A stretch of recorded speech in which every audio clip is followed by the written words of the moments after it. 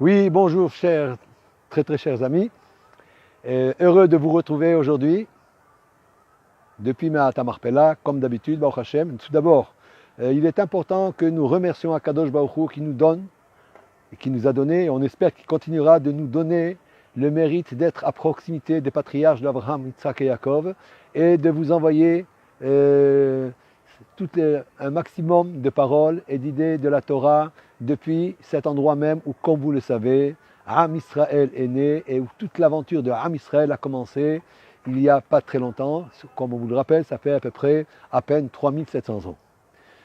Ce Shabbat est appelé Shabbat Nachamu. Il est appelé sur le nom de l'Haftara que nous lisons, puisque l'Haftara c'est Nachamu, Nachamu, Ami. Consolez-vous, ô mon peuple. Ça c'est Akadosh Baruch Hu qui console Am Israël après tous les malheurs qu'il a connus. Et donc en même temps, là-bas, dans cette Haftara, on nous dit que Bezat Hashem, Akadosh Baruch Hu va reprendre son peuple et que la coupure qu'il a eue entre Am Israël et Akadosh Baruch Hu aura disparu et que Bezat Hashem, que de très très très bonnes nouvelles. Nous allons lire ce Shabbat, la paracha de Va'et Hanan. Comme on vous l'a déjà dit, le Sefer Dvarim, c'est-à-dire le 5e livre de la Torah, en fait, c'est un récapitulatif de ce qui s'est passé dans le Midbar, pendant les 40 ans d'errance dans le désert. Et donc là, Moshe Rabbeinu, avant de quitter Am Israël, rappelle on pourrait dire, les aléas de toute cette longue route qui a été faite pendant ces 40 ans d'errance. Et en même temps, donc, Moshe Rabbeinu va aborder évidemment plusieurs sujets. D'une part, c'est sûr qu'il va rappeler les bons moments qu'il y a eu pendant ces 40 ans, et aussi de temps en temps, les dérapages plus ou moins graves qu'il y a eu. Cette paracha s'appelle Va'et Hanan. Et là, d'une part, elle commence sur un plan personnel pour Moshe Rabbeinu. Là, il raconte à Am Israël qu'une fois qu'il a été décidé par Akadosh Baruch Hu que Moshe ne rentrerait pas en Eretz Israël, et là, Moshe Rabbeinu rappelle à Am Israël qu'il a prié, il a supplié Akadosh Baruch Hu afin de rentrer en Eretz Israël, Kedei lirot et Taharato vazeh et à Lebanon. Alors Rashi nous dit qu'est-ce que Haharazé est à Lebanon, cette belle montagne et le Liban. La belle montagne, en fait, c'est Yerushalayim, qui est appelée la belle montagne dans le langage poétique de Moshe Rabbeinu, et le Lebanon, en fait, c'est le Beth Amikdash. La réponse qui a été donnée à Akadosh Baruch Hu, à Moshe Rabbeinu a été comme ça. C'est-à-dire que, d'une part, il y avait le décret que Moshe Rabbeinu ne pouvait absolument pas franchir les frontières physiques qui font rentrer en Eretz Israël. C'est une impossibilité. Mais en même temps, Akadosh Baruch Hu, il ne pouvait pas que Moshe ne voit pas Eretz Israël. Et donc, il a mis un système en place, puisque Akadosh Baruch Hu est à Kol Yachol, puisqu'il peut tout, que d'une part, il n'y ait pas un franchissement physique de la frontière qui fait rentrer en Eretz Israël, mais en même temps, il a donné une force de vision à Moshe Rabbeinu qui a fait que tout en étant à l'extérieur d'Eretz Israël, Moshe Rabbeinu a eu la capacité de voir tout Eretz Israël, même sans y rentrer. Maintenant, c'est évident que pour Moshe Rabbeinu, le fait de ne pas rentrer en Eretz Israël, c'était quelque chose de très très très très très très dur pour lui. Étant donné que pour lui c'était l'apothéose, il a fait d'une part sortir Am Israël de la servitude. Il a fait en sorte que Am Israël reçoive la Torah. Et maintenant, le summum de la Torah, quel est le summum de la Torah? En fait, c'est l'accomplissement des mitzvot qui ont été donnés par Am Israël et d'accomplir ces mitzvot en Eretz Israël. Et cela, Moshe Rabbeinu, malheureusement, n'a pas pu l'avoir. C'est un point, en fait, là où on voit que ça va nous ramener à quelque chose d'extraordinaire. Vous savez que Moshe Rabbeinu, quel amour Moshe Rabbeinu avait pour Am Israël. N'oubliez pas que combien est-ce que Moshe Rabbeinu aimait Am Israël. C'est que, rappelez-vous, une fois, il y a eu une très grande chute de Am Israël. Et Akadosh Baruch Hu lui a dit, écoute, ce que je vais faire maintenant, j'en ai marre. Ils m'ont fait voir de toutes les couleurs, je vais les exterminer et je vais faire de toi mon peuple. Quelle a été la réaction immédiate de Moshe Rabbeinu à cette proposition qui était tellement merveilleuse pour Moshe? Il a dit à Hachem que 600 000 comme Moshe Rabbeinu soient exterminés, mais tu ne toucheras pas à l'ongle du plus petit des Bnei Israël. Si je vous ai rappelé ça, c'est tout simplement pour vous dire quel était le degré d'amour que Moshe Rabbeinu il avait pour Am Israël et le souci qu'il avait d'Am Israël. Et même, si vous voulez, dans ce décret qui a été personnel, qui a été pris contre Moshe Rabbeinu, qui ne puisse pas rentrer en Eretz Israël, même dans cela, il y avait une expression de l'amour immense de Moshe Rabbeinu pour Am Israël. En quoi ça consistait? C'est-à-dire quelle était la conséquence pratique du fait que Moshe Rabbeinu ne puisse pas rentrer en Eretz Israël? Tout simplement, nos sages nous disent que dans l'hypothèse où Moshe Rabbeinu serait rentré en Eretz Israël, qu'est-ce qui serait passé? Eh bien, d'abord, évidemment, Moshe Rabbeinu aurait construit le Beth Amikdash, mais le hic, c'est que si le Beth Amikdash aurait été construit et érigé par Moshe Rabbeinu, il aurait été indestructible, et par voie de conséquence, qu'est-ce qui se serait passé? Il se serait passé qu'évidemment, on connaît Am Israël, qu'il y a des moments où il est merveilleux, mais il y a des moments où il est moins merveilleux, et que là, dans le cas où il y aurait encore un décret d'extermination de Am Israël aurait été exterminé. Pourquoi? Étant donné que le Beth Amikdash est intouchable et indiscutible. Et donc, la conséquence que Moshe Rabbeinu n'est pas rentré en Eretz Israël, elle est simple. Le Beth Amikdash, pas construit par Moshe Rabbeinu, donc il peut être détruit, et qu'il y a eu plusieurs fois dans l'histoire où Am Israël a eu une conduite inadéquate et qu'il y avait des xérotes d'extermination de Am Israël, et Akadosh Baruch Hu a préféré détruire sa maison, à faire passer son coup et sa colère sur sa maison, et permettre la continuité de Am Israël.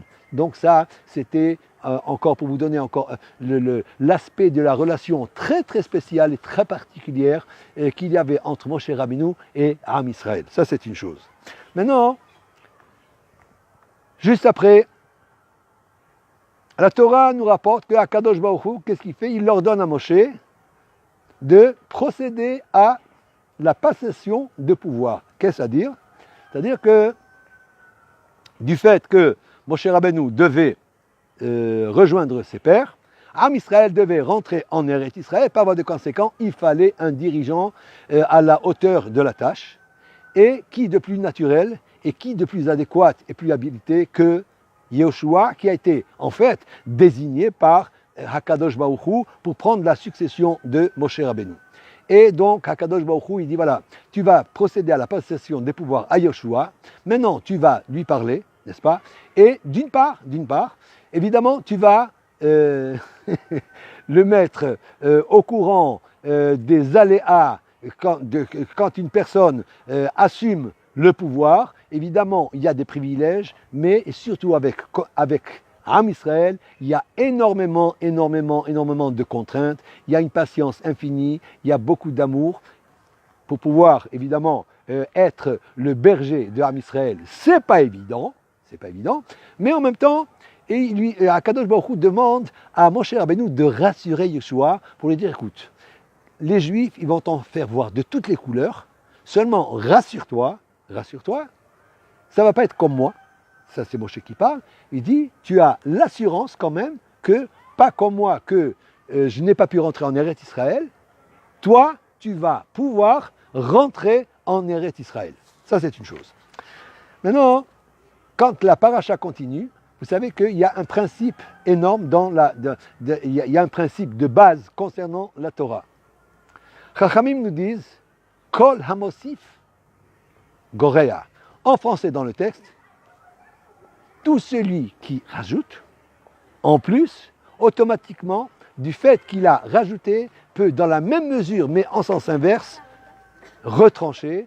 Et c'est pour cela que là, nous avons le principe que Moshe Rabbeinu nous donne. Il nous dit que concernant la Torah qui est d'essence divine, il est absolument hors de question de rajouter quoi que ce soit à la Torah, mais de la même manière qu'il est interdit de rajouter quoi que ce soit, il est aussi interdit, évidemment, de retrancher quoi que ce soit. De là, une des conséquences pratiques des halachot du Sefer Torah, vous savez très très bien que, par exemple, s'il manque une lettre dans le Sefer Torah, eh bien le Sefer Torah est pas soul, et s'il y a une lettre qui est en trop, le Sefer Torah aussi est pas soul. Ça c'est une chose. Maintenant, on continue dans la paracha de Vaetranan, puisque nous avons dit que c'est un récapitulatif. Là, Moshe Rabbeinu rappelle à Am Israël que Am Israël a bénéficié d'un événement unique dans l'histoire et dans l'aventure humaine. Quel a été cet événement unique et qui n'a été donné d'une part à aucun autre peuple? C'est que, à la limite, certaines fois, Akadosh Baruch Hu se manifestait à des personnes ou à des prophètes. Mais on n'a jamais vu une manifestation de Akadosh Baruch Hu de manière collective. Et que là, ce qu'on voit, c'est que, et Moshe Rabbeinu nous rappelle très très bien, que il y a eu une seule fois dans l'histoire où Akadosh Baruch Hu, le créateur du monde, le créateur de l'univers, il s'est contracté pour se manifester, non pas une personne, non pas un clan, non pas une famille, mais à tout un peuple. N'oublions pas que pour le Mahamad d'Ar Sinaï, ceux qui ont vécu le Mahamad d'Ar Sinaï, eh bien c'était des millions de personnes que constituait le Ham Israël qui ont vu et perçu Hakadosh Baruch Hu, et ça a été un événement unique dans l'histoire, et c'est pour cela que Moshe Rabbeinu leur rappelle, et à savoir quoi, que en même temps, cette manifestation de Hakadosh Baruch Hu à l'échelon du peuple, en fait, à quoi elle a équivalu, c'est qu'auparavant, avec nos patriarches, il y avait eu des alliances personnelles qui avaient été faites entre Akadosh Baruch Hu. Il y avait l'alliance avec Abraham, il y avait l'alliance avec Yitzhak, et aussi l'alliance avec Jacob, que là, disons que le Mahamad Har Sinaï, c'est-à-dire que la manifestation du mont Sinaï, ça a été l'occasion et l'opportunité en même temps pour faire qu'il y ait un brit collectif, c'est-à-dire une alliance non pas individuelle, mais au niveau d'un peuple, évidemment avec ce que cela comporte, c'est-à-dire avec les clauses de l'observation des clauses de cette alliance, à savoir que quand on respecte les clauses de l'alliance, automatiquement il y a toutes les lois d'accomplissement de l'alliance qui jouent, c'est-à-dire la bracha, c'est-à-dire le fait de ne pas entrer dans les règles naturelles qui régissent l'histoire, etc., mais que d'un autre côté, dans le cas où malheureusement il y a des violations de l'alliance, automatiquement il y a ces clauses qui sont mises en route et que là nous dit Akadosh Baruch Hu que dans le cas où vous violez cela, évidemment je vous disperserai parmi les nations, mais quand même nous avons l'assurance que malgré cela Akadosh Baruch Hu nous donne la promesse et nous fait la promesse que même lors de notre dispersion, il y va avoir un moment où nous redemanderons à Kadosh Baruch Hu, nous voudrons revenir avec Kadosh Baruch Hu, ce qui équivaut à la tchouva, et que par voie de conséquence, Am Israël va en même temps revenir en Eretz Israël. Il y a aussi un autre moment où c'est un événement qui s'était déjà produit avec Yaakov Avinu et ses enfants, au moment où Yaakov Avinu devait s'en aller et qu'il s'inquiétait à savoir est-ce que tous ses enfants se feraient partie du clan d'Israël. Quelle a été la réponse unanime de tous les Shvatim à Yaakov Avinu? Shema Israël, Hashem Elokeinu, Hashem Echad. Écoute Israël, Hashem, notre Dieu, Hashem Echad, il conserve son unicité chez nous et parmi nous, et aussi dans la paracha évidemment de Vaïtranan, c'est-à-dire que dans cette paracha, qu'est-ce que nous voyons? La même proclamation d'unicité de Hakadosh Baruch Hu et même de l'acceptation du joug de Hakadosh Baruch Hu par Am Israël, et on revient encore une fois où il est déclaré là dans le paracha de Vaïtranan, Shema Israël, Hashem Elokeinu, Hashem Echad. Et en même temps, c'est pour nous aussi l'occasion de refaire encore cette déclaration et de faire cette proclamation de l'endroit même où se trouve Abraham, Isaac et surtout Yaakov Avinu, à qui cette déclaration et cette proclamation avaient été faites. De là, je me permets, quand je dis je me permets, je me fais votre voix pour faire encore, depuis Me'at Amarpela, cet acte de foi, cette proclamation, cette déclaration, Shema Israël, Hashem Elokeinu, Hashem Echad, et en attendant, Bezat Hashem, que Hakadosh Baruch Hu rétablisse et qu'il nous envoie déjà le Mashiach, que le Beit Hamikdash soit reconstruit très très vite, que tout Am Israël soit enfin dans toutes les frontières d'Eretz Israël, et que ça va être le moment que nous arriverons très très bientôt à cette situation que Hashem sera un, Ushmo Echad, et son nom sera un, mais cette fois-là, ce ne sera pas uniquement au niveau de Am Israël, mais ce sera au niveau de l'univers entier. Dans cette attente, d'abord, on vous souhaite évidemment beaucoup de consolation après Tisha B'Av. Nous espérons et attendons très très vite, Bezat Hashem, de très bonnes nouvelles pour tout l'Am Israël, que toute votre filote soit acceptée, réalisée et agréée pour le bien, pour vous, vos familles et tous les vôtres. Un très très grand merci et à très bientôt.